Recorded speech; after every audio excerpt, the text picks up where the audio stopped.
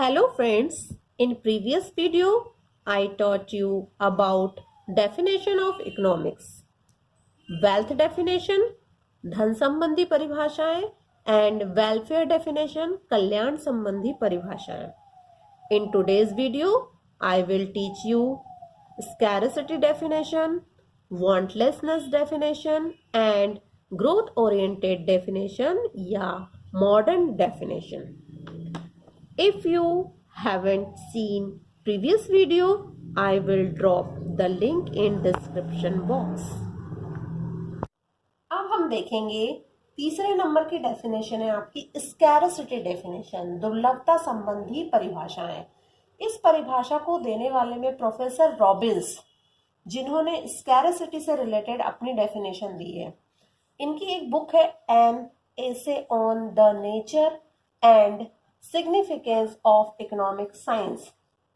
इन्होंने अपनी डेफिनेशन में बताया है कि economics is the science which studies human behaviour as a relationship between ends and scarce means which have alternative uses. मतलब कि अर्थशास्त्र वह विज्ञान है जो लक्ष्यों तथा उनके सीमित एवं वैकल्पिक उपयोगों वाले साधनों के परस्पर संबंध के रूप में मानव व्यवहार का अध्ययन करता है. मतलब इन्होंने ये बताया स्कैरसिटी से मीन्स क्या होता है, किसी भी चीज की कमी हो जाना. तो रॉबिन्स ने अपनी डेफिनेशन में ये बताया है कि हमारी जो आवश्यकताएं होती हैं वो अनलिमिटेड होती हैं, वांट्स अनलिमिटेड होती है, परंतु जो रिसोर्सेस होते हैं, साधन होते हैं, वो लिमिटेड होते हैं. और इन लिमिटेड रिसोर्सेस में हम अपनी आवश्यकताओं को कैसे पूरा करें जिससे अधिकतम कल्याण हो, वेलफेयर भी हो सके, व्यक्ति की आवश्यकताएं भी पूरी हो सके और अधिकतम संतुष्टि की प्राप्ति हो. तो इनका मानना है कि जो अर्थशास्त्र है वो हमें यह बताता है कि हम लिमिटेड रिसोर्सेस में अपनी अनलिमिटेड वांट्स को कैसे फुलफिल करें. इस तरह से अर्थशास्त्र इन चीजों का अध्ययन करता है. इनकी डेफिनेशन में हम 4 प्रकार की कैरेक्टरिस्टिक देखते हैं. एक तो इन्होंने बताया है अनलिमिटेड वांट्स, आवश्यकताओं का अनंत होना. जैसे आप सभी जानते हैं कि हमारी आवश्यकताएं कैसी होती हैं, अनंत होती हैं. एक आवश्यकता को हम पूरा करते हैं, फिर हमारी दूसरी आवश्यकता क्या हो जाती है, जन्म ले लेती है, परंतु साधन सीमित होते हैं. सेकेंड, उन्होंने अपनी कैरेक्टरिस्टिक बताई है कि आवश्यकताओं का समान ना होना, है ना. Wants differ in urgency means कि किसी भी व्यक्ति की आवश्यकताएं समान नहीं होती हैं. मतलब कि एक व्यक्ति की जो आवश्यकता है वो जरूरी नहीं है कि दूसरे के लिए भी जरूरी है. ठीक है ना. फिर तीसरा उन्होंने बताया कि साधनों का सीमित होना. ये जैसे सभी जानते हैं कि रिसोर्सेस हमारे पास लिमिटेड होते हैं. रिसोर्सेस से मीन्स हम यहाँ लगा सकते हैं जैसे मनी, रुपए, और उन लिमिटेड रिसोर्सेस में हमें बहुत सारी आवश्यकताओं को पूरा करना होता है. और फोर्थ उनकी डेफिनेशन का कैरेक्टरिस्टिक है साधनों का वैकल्पिक उपयोग, alternative uses of fact. Alternative uses से मीन्स कि जैसे हम बोल रहे हैं दूध है, ठीक है, दूध को चाय के रूप में भी उपयोग लिया जा सकता है, दही भी जमाया जा सकता है, मट्ठा भी बनाया जा सकता है, दूध को वैसे भी लिया जा सकता है. इस तरह से ये जो साधन होते हैं उसका बहुत सारा अल्टरनेटिव यूजेस भी होता है ना. इस तरह के और भी कई साधन होते हैं जिसमें उपभोक्ता अपने अनुसार उसको यूज करता है. ठीक है. डेफिनेशन ऑन वांटलेसनेस, इच्छाओं का लोभ संबंधी परिभाषा. मतलब कि इच्छाओं को खत्म कर देना. ये जो डेफिनेशन है जेके मेहता ने दी है. इनका मानना है कि economics is a science that study human behaviour as means to the end of wantlessness. अर्थशास्त्र वह विज्ञान है जो मानवीय आचरण का इच्छा रहित अवस्था में पहुंचने के एक साधन के रूप में अध्ययन करता है. अब देखो इनकी डेफिनेशन से साफ समझ में आ रहा है वांटलेसनेस मतलब इच्छाओं को खत्म कर देना. ठीक है ना. इनका मानना है कि यदि इच्छाएं नहीं रहेंगी तो व्यक्ति अधिकतम सुख प्राप्त करेगा. सुख की प्राप्ति कब होगी, जब वो इच्छाओं से रहित होगा.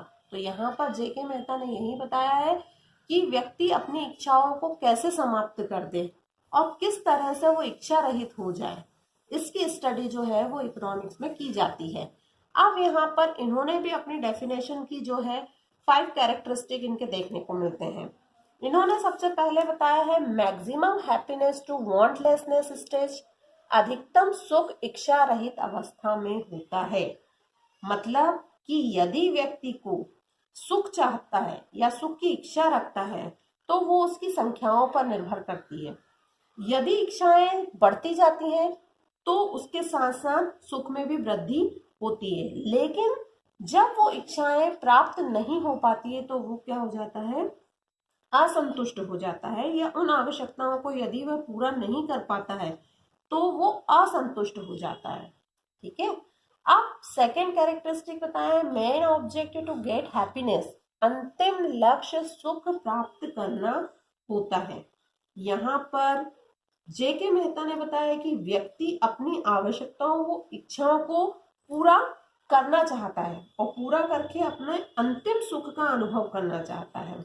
जब व्यक्ति की आवश्यकताएं जो है वो शून्य हो जाएंगी या उसकी आवश्यकताएं नहीं रहेंगी तो वो अंतिम लक्ष्य को प्राप्त कर लेगा, मतलब कि सुख की प्राप्ति हो जाएगी। मतलब इन्होंने बताया है कि व्यक्ति को अपनी जो इच्छाएं हैं वो समाप्त कर देना चाहिए, तभी वो क्या प्राप्त कर पाएगा, सुख प्राप्त कर सकता है।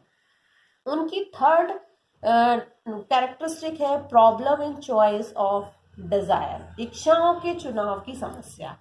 अब जब व्यक्ति के पास इच्छाएं होती हैं तो उन इच्छाओं के चुनाव की समस्या भी उसके पास होती है। मतलब कि लिमिटेड रिसोर्सेस में वह कौन सी इच्छाओं को चुने, यह समस्या उसके समक्ष बनी रहती है और इससे उसकी मानसिक संतुलन की स्थिति भी क्या हो जाती है, खराब हो जाती है। यदि इच्छाएं होंगी ही नहीं तो उसको चुनाव करने की इस तरह की समस्याएं सामने नहीं आएंगी। अतः उनका यही मानना है कि व्यक्ति की जो डिजायर है यदि वो समाप्त हो जाती है तो उसकी चॉइस से संबंधित जो प्रॉब्लम है वो भी क्या हो जाएगी, समाप्त हो जाएगी, और जहां इच्छाएं नहीं होंगी वहां पर व्यक्ति क्या हो जाएगा, अधिकतम सुख प्राप्त करेगा।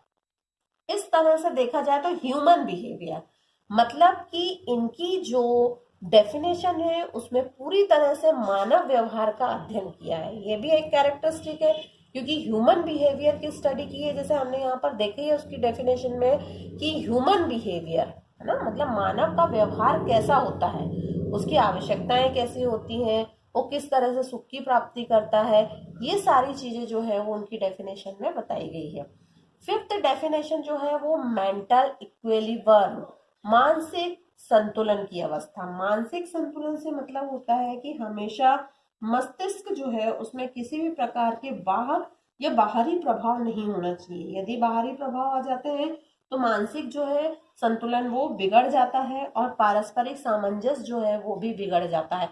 यदि हम देखते हैं तो ये जो डेफिनेशन है वांटलेसनेस डेफिनेशन, ये बहुत ही ज्यादा क्रिटिसाइज की गई है क्योंकि इस तरह की जो डेफिनेशन होती है ये इस तरह के मानव की हम कल्पना भी नहीं कर सकते जो कि इच्छा से रहित हो, क्योंकि हमेशा मनुष्य की इच्छाएं होती हैं और वो इन इच्छाओं को पूरा करने के लिए आगे बढ़ता है। इसीलिए जो जेके मेहता की डेफिनेशन है उसके बहुत ज्यादा कैरेक्टरिस्टिक है। यदि आपको ये डेफिनेशन आती है तो डेफिनेशन के साथ साथ आपके इनके कैरेक्टरिस्टिक बताने के साथ साथ आपको उसकी क्रिटिसिज्म भी बताने पड़ेंगे। क्रिटिसिज्म जो है मतलब कि आलोचनाएं है ना, इनकी बहुत ज्यादा आलोचनाएं की गई है। जैसे जेके मेहता की डेफिनेशन की कई आलोचनाएं आपको देखने को मिलेगी कि इस तरह की जो इच्छा से रहित मानव की जो कल्पना की है इन्होंने वो बिल्कुल गलत है। इस तरह से किसी भी प्रकार का कोई मनुष्य नहीं होता है। तो आपको कैरेक्टरिस्टिक के साथ साथ इसकी आलोचनाएं या क्रिटिसाइज भी इसको करना है, इसके क्रिटिसिज्म भी लिखना है। ठीक है। फिफ्थ डेफिनेशन ग्रोथ ओरिएंटेड और मॉडर्न डेफिनेशन। इसमें प्रोफेसर सैमुअलसन का जो नाम है वो प्रमुख है। इन्होंने विकास से संबंधित आधुनिक परिभाषा दी है। इनकी परिभाषा में इन्होंने पिछली जितनी भी परिभाषाएं हमने की हैं, डेफिनेशन की हैं, उनकी जो कमियां थी उनको दूर करने का प्रयास किया है। यदि हम इनकी डेफिनेशन को देखें तो देखिए Economics is the study of how men and society choose, with or without the use of money, to employ scarce productive resources which could have alternative uses, to produce various commodities over time and distribute them for consumption now and in the future among various people and groups in society. Means कि अर्थशास्त्र जो है वो व्यक्ति और समाज अनेक प्रयोगों में लाए जाने वाले उत्पादन के सीमित साधनों का एक समय अवधि में विभिन्न वस्तुओं के उत्पादन करने एवं उनको समाज में विभिन्न व्यक्तियों और समूहों के उपभोग हेतु वर्तमान तथा भविष्य के बीच बांटने के लिए किस प्रकार चुनते हैं, ऐसा वे चाहे मुद्रा का प्रयोग करके करें अथवा इसके बिना करें। मीन्स कि इनकी जो डेफिनेशन है उससे हमें इतने कैरेक्टरिस्टिक देखने को मिलते हैं। सबसे पहला है निर्णय करने की समस्या को मान्यता, study to how man in society choose. मतलब कि इसके पहले की जो डेफिनेशन रॉबिन्स की पढ़ी थी उन्हीं की डेफिनेशन की तरह इन्होंने भी बताया है कि हमेशा मनुष्य के समक्ष या मानव के सामने चूज करने की समस्या आती है कि सीमित साधनों में वह अपनी आवश्यकताओं को किस तरह से पूरा करें।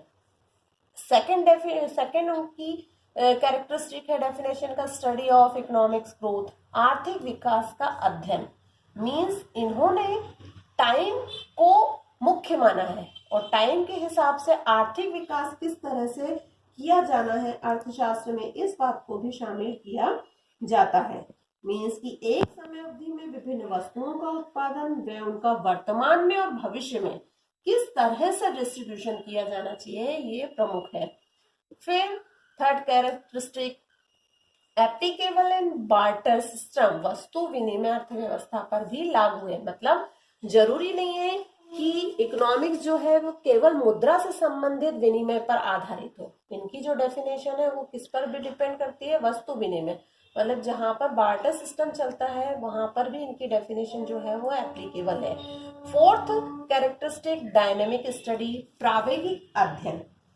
इनकी जो डेफिनेशन है उसमें ये बताया है कि जो चुनाव की समस्या होती है वो हमेशा गतिशील स्वरूप में दिखाई गई है। मतलब कि कभी स्थिर नहीं होती, आवश्यकताएं हमेशा परिवर्तित होती रहती हैं, तो ना आवश्यकताओं में परिवर्तन आने के कारण व्यक्ति को अपने साधनों में भी वृद्धि करनी पड़ती है। जैसे पहले कुछ और आवश्यकताएं थी, अब आवश्यकताएं बढ़ गई तो उसके हिसाब से उसके पास जो साधन है उसमें भी क्या करनी पड़ती है, उसको वृद्धि करनी पड़ती है। इस तरह से अर्थशास्त्र का स्वरूप गतिशील होता है, प्रावेगिक होता है ना, डायनेमिक होता है।